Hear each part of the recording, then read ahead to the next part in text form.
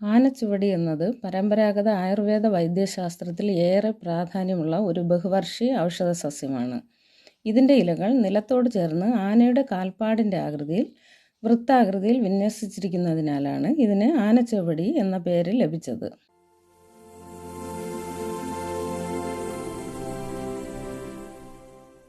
ഇതിൻ്റെ ശാസ്ത്രീയ നാമം എലിഫൻറ്റോപ്പസ് സ്കാബർ എന്നാണ്. അസ്ട്രേസി ഫാമിലിയിൽപ്പെട്ട സസ്യമാണ്. ഉഷ്ണമേഖലാ പ്രദേശങ്ങളായ ഏഷ്യ, ആഫ്രിക്ക, തെക്കേ അമേരിക്ക എന്നിവിടങ്ങളിലെ വഴിയോരങ്ങളിലും കാടുകളിലും ഇത് സാധാരണയായി വളരുന്നു. കട്ടിയുള്ളതും രോമാവൃതവുമായ തണ്ടും തറയോട് ചേർന്ന് കൂട്ടമായി വളരുന്ന ഇലകളും നീലയോ പർപ്പിളോ നിറത്തിലുള്ള ചെറിയ പൂക്കളും ഇതിൻ്റെ പ്രത്യേകതയാണ്. ആയുർവേദ ഉപയോഗം. ഈ ചെടിയുടെ വേര്, ഇല, പൂവ് തുടങ്ങി എല്ലാ ഭാഗങ്ങളും ഔഷധ നിർമ്മാണത്തിന് ഉപയോഗിക്കുന്നു. ശ്വാസകോശ രോഗങ്ങൾ, പനി എന്നിവയ്ക്കുള്ള മരുന്നുകളിൽ ഇത് പ്രധാന ചേരുവയാണ്. ഇതിലടങ്ങിയിരിക്കുന്ന എലിഫൻറ്റോപ്പിൻ എന്ന ഘടകത്തിന് വീക്കം തടയാനും അണുബാധകളെ പ്രതിരോധിക്കാനുമുള്ള ശേഷിയുണ്ടെന്ന് പഠനങ്ങൾ വ്യക്തമാക്കുന്നു. ആനച്ചുവടിയുടെ ബാഹ്യരൂപവും അതിൻ്റെ തറയോട് ചേർന്നുള്ള ഇലകളുടെ വിന്യാസവുമാണ് അതിൻ്റെ മുഖം അഥവാ പ്രധാന തിരിച്ചറിയൽ അടയാളം. പ്രകൃതിയിൽ ഈ സസ്യം കാട്ടുചെടികൾക്കിടയിൽ എങ്ങനെ വേറിട്ട് നിൽക്കുന്നുവെന്ന് അതിൻ്റെ ഘടനയിലൂടെ മനസ്സിലാക്കാം. ആനച്ചുവടിയുടെ രൂപഘടന. ആന കാൽപ്പാട് പോലുള്ള വിന്യാസമാണ്. ഇതിൻ്റെ ഇലകൾ മണ്ണിൽ മുട്ടി ഒരു വട്ടത്തിൽ അഥവാ റോസറ്റ് അറേഞ്ച്മെൻറ്റ് എന്ന രീതിയിൽ പരന്നു കിടക്കുന്നു. ദൂരെ നിന്ന് നോക്കിയാൽ കാട്ടാന മണ്ണിൽ ചവിട്ടിപ്പതിപ്പിച്ച കാൽപ്പാട് പോലെയാണ് തോന്നുക. ഇതിൻ്റെ ഇലകളുടെ പ്രത്യേകതയാണെങ്കിൽ നീളമേറിയതും അറ്റങ്ങൾ അല്പം വളഞ്ഞതുമായ ഇലകളുടെ മുകൾ ഭാഗം കടും പച്ച നിറത്തിലും അടിഭാഗം ഇളം പച്ച നിറത്തിലുമായിരിക്കും. ഇലകളിൽ തൊടുമ്പോൾ പരുപരുത്ത രോമങ്ങളുള്ളതായി അനുഭവപ്പെടും.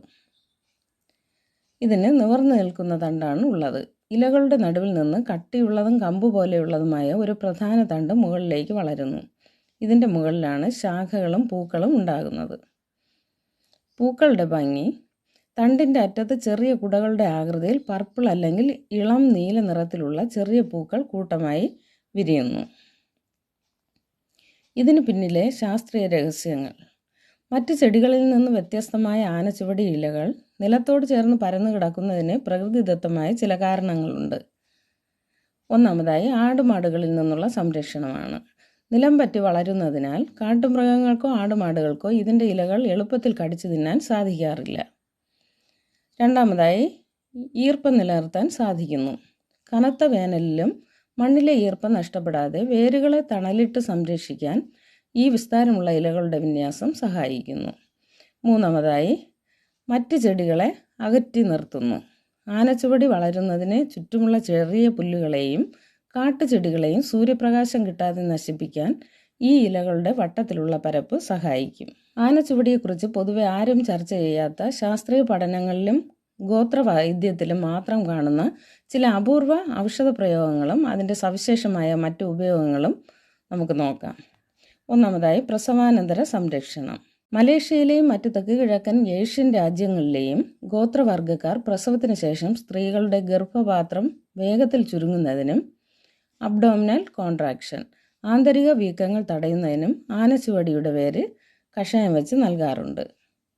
അത് ഉപയോഗിക്കുന്ന വിധം: ഇതിൻ്റെ വേര് ഉണക്കി നന്നായി തിളപ്പിച്ച വെള്ളം പ്രസവരക്ഷയുടെ ഭാഗമായി മിതമായ അളവിൽ കുടിക്കാൻ കൊടുക്കുന്നു. രണ്ടാമതായി പാമ്പ്, തേൾ വിഷങ്ങൾക്കുള്ള പ്രഥമ ശുശ്രൂഷ. നാട്ടുചികിത്സയിലും ആദിവാസി വൈദ്യത്തിലും പാമ്പ് കടിയേറ്റാലോ തേൾ കുത്തിയാലോ വിഷം ശരീരത്തിലേക്ക് പടരുന്നത് തടയാൻ ആനച്ചുവടി ഉപയോഗിക്കാറുണ്ട്.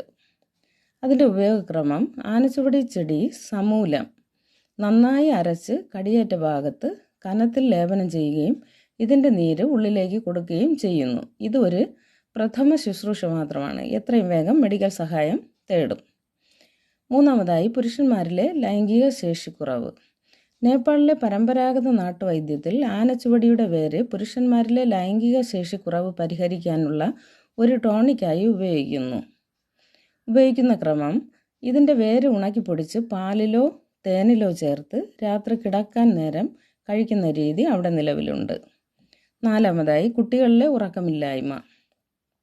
ചില പ്രത്യേക ഗോത്ര ചികിത്സകളിൽ കുട്ടികൾക്കുണ്ടാകുന്ന അകാരണമായ ഭയം രാത്രിയിലെ ഉറക്കമില്ലായ്മ എന്നിവയ്ക്ക് ആനച്ചുവടി പ്രതിവിധിയാണ്. ഉപയോഗിക്കുന്ന വിധം: ആനച്ചുവടിയുടെ വേര് ചതച്ച് വെള്ളത്തിലിട്ട് തിളപ്പിച്ചുണ്ടാക്കുന്ന കഷായം വളരെ ചെറിയ അളവിൽ കുട്ടികൾക്ക് നൽകാറുണ്ട്. ഇത് നാഡികളെ ശാന്തമാക്കാൻ സഹായിക്കുന്നു. 5. ആർത്തവ വിരാമ പ്രശ്നങ്ങൾ. സ്ത്രീകളിൽ ആർത്തവം നിൽക്കുന്ന സമയത്തുണ്ടാകുന്ന മൂഡ് വ്യതിയാനങ്ങൾ അഥവാ മൂഡ് സ്വിങ്സ്, അമിതമായ ചൂട് ഹോട്ട് ഫ്ലാഷസ്, മാനസിക വിഷമം എന്നിവ ലഘൂകരിക്കാൻ ആനച്ചുവടിക്ക് പ്രത്യേക കഴിവുണ്ട്. ഉപയോഗിക്കുന്ന ക്രമം: ഇല ഉണക്കിപ്പൊടിച്ച് ചായ പോലെ തിളപ്പിച്ച് കുടിക്കുന്നത് ഹോർമോൺ വ്യതിയാനങ്ങളെ നിയന്ത്രിക്കാൻ സഹായിക്കും. ആരും പറയാത്ത മറ്റ് ഉപയോഗങ്ങൾ. നാടൻ ഭക്ഷണങ്ങളിലെ ചേരുവ. ആനച്ചുവടി വെറുമൊരു മരുന്ന് മാത്രമല്ല. നാട്ടിൻപുറങ്ങളിൽ ഇതിൻ്റെ ഇലകൾ ചേർത്ത് അട, ഓംലെറ്റ്, അരിയുണ്ട എന്നിവ ഉണ്ടാക്കാറുണ്ട്. കയ്പ് കുറവുള്ള ഇലകൾ ആയതിനാൽ ഇത് മികച്ചൊരു പോഷകാഹാരമാണ്. അതുപോലെ പല്ല് വൃത്തിയാക്കാൻ.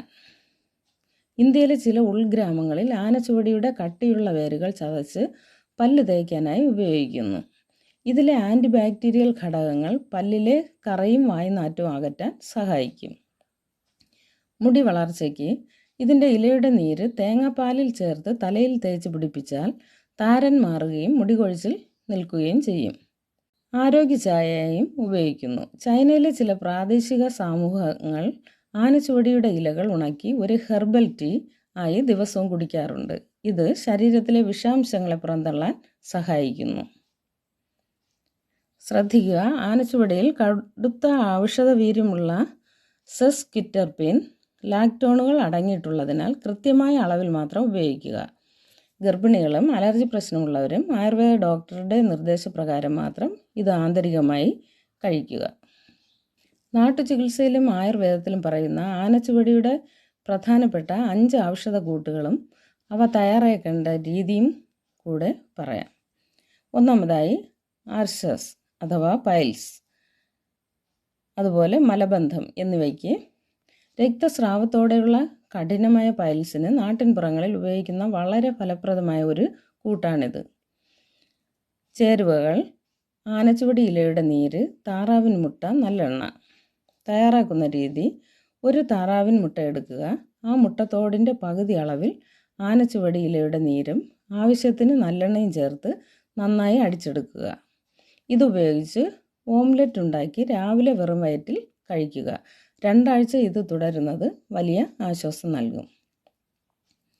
ഹൃദയാരോഗ്യത്തിനും രക്തക്കുഴലിലെ തടസ്സങ്ങൾക്കും രക്തത്തിലെ കൊളസ്ട്രോൾ കുറയ്ക്കാനും ഹൃദയപേശികളെ ശക്തിപ്പെടുത്താനും ഈ കൂട്ട് സഹായിക്കുന്നു. ആനച്ചുവടി നീര്, മാതള നീര് എന്നിവയാണ് എടുക്കേണ്ടത്. തയ്യാറാക്കുന്ന രീതി: സമ അളവിൽ ആനച്ചുവടി നീരും മാതള നീരും തമ്മിൽ മിക്സ് ചെയ്യുക. ഇത് 2 ആഴ്ച പതിവായി കുടിക്കുന്നത് രക്തയോട്ടം വർദ്ധിപ്പിക്കാൻ നല്ലതാണ്. കഠിനമായ നടുവേദന, അതുപോലെ സന്ധിവേദന.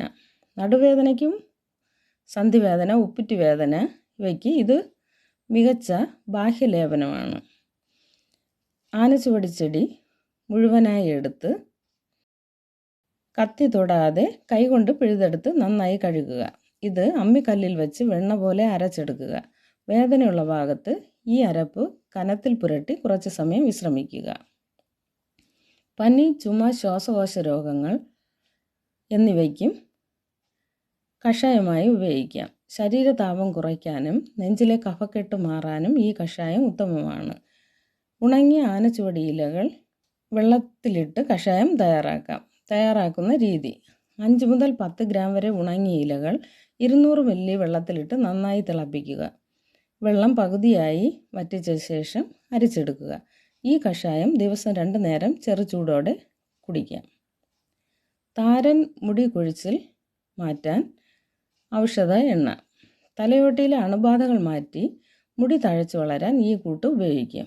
ആനച്ചുവടി ഇലച്ചാറ്, തേങ്ങാപ്പാൽ അല്ലെങ്കിൽ വെളിച്ചെണ്ണ.